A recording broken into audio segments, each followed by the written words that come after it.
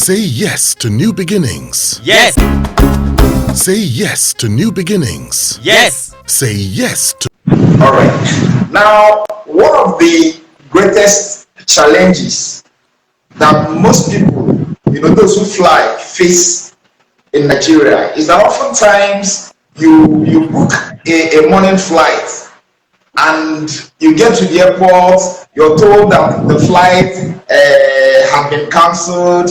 Maybe sometimes you're supposed to go in the morning and they say it's in the evening or the day after and everything. And the airlines are doing this and they are getting away with it.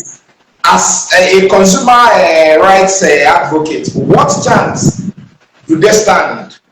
I mean, how should they navigate this thing so that these airlines will stop taking this advantage of them? There is a chapter in my book about aviation. Let me look for it. Your rights in aviation. Okay. I actually took some time to do justice because in Nigeria, under the NCAA, the NCAA is the Nigerian Civil Aviation Authority. They are the regulators in that industry. They have what they call the Passenger Bill of Rights. Okay. And NCAA Consumer Protection has a regulation that dates back to 2015. It's called Part 19.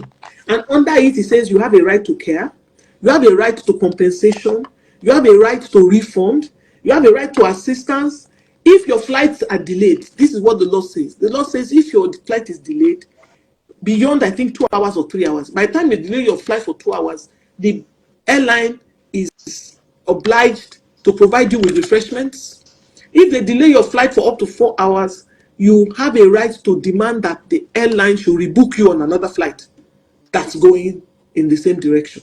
It's your right. But because a whole lot of Nigerians don't know it's their right, they don't take it. I'll give you an instance. An older friend of mine was at the airport a few months ago, and he had booked a flight from Abuja to Lagos, and they postponed the flight for like 2 hours or 3 hours. And then when he now got to the airport, they now said, oh, they were now delaying the flight again until maybe 8 p.m. in the night or something. And he had something he needed to go and do in Lagos. So he was very angry. He calls me on the phone. This is what has happened. I just did this. I just said, don't worry, you're cool. Just wait. I'm going to send you something. I just went and copied the NCAA Passenger Bill of Rights. The area that says what should happen if your flight is delayed for a certain number of hours. I just took a screenshot of it and sent it to him at the airport. Like an hour or two later, he calls me and says, thank you, Sola, they have booked me in another flight. Because he showed them. Okay. All right. I like that. So what that goes to show is that most Nigerians are not aware of the right that they have in order to their flight. You are not empowered with the information that you need. You are aware now that you should get better service. You are aware. But you need to understand the information that gives you that right to that special better service. So that when somebody is not giving you that better service, you show it to him and say, this is the law. Once they know that you know the law, they will quickly take you aside and put you and abide with. Because they know that if they don't do that, you are the kind that will go and get a lawyer that will sue them for not doing this and all of those things. So when they see that they call me a troublemaker. I make good trouble.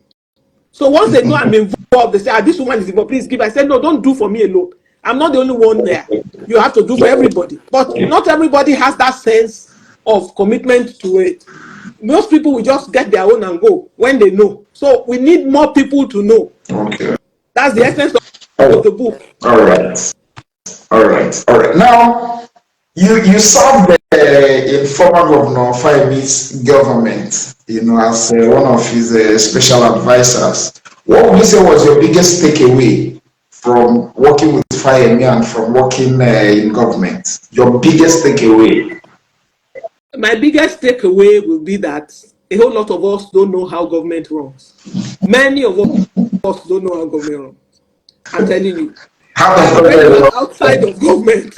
When you're outside of government, you can be very idealistic. You can be very, very idealistic about why can't they do this? Why can't they do that?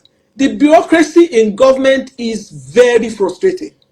Very frustrating. When you have an idea of, in fact, it's just that my role wasn't that critical. You understand? I was an advisor. So it wasn't like, because if I had not been an advisor, there were some things that I did to achieve the things that I wanted to achieve that I would not have been able to do if I was a full commissioner.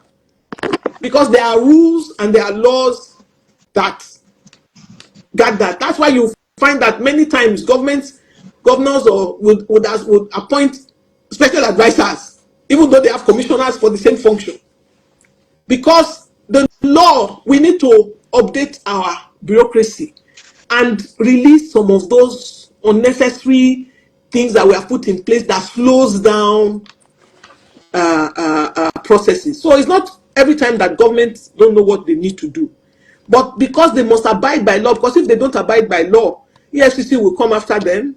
There will be a lot of, all these checks and balances. So if we can loosen a bit of those stringent rules, we may be able to get better service in government. That's the biggest takeaway I got, that we all don't know. So now, because I've worked in government, when I hear my fellow activists and when I hear them arguing and fighting and insisting and postulating, I just smile. Because exactly. Now I understand. So I'm less critical because I now understand. But I don't excuse inefficiency. Okay. You understand? Then what should happen is, once you see that these structures are hindering what you want to achieve, you should work on changing those rules in such a way that, because government has to be dynamic, life is not static. Yeah. So I don't excuse it, but I understand why. So I'm a bit less critical, yes.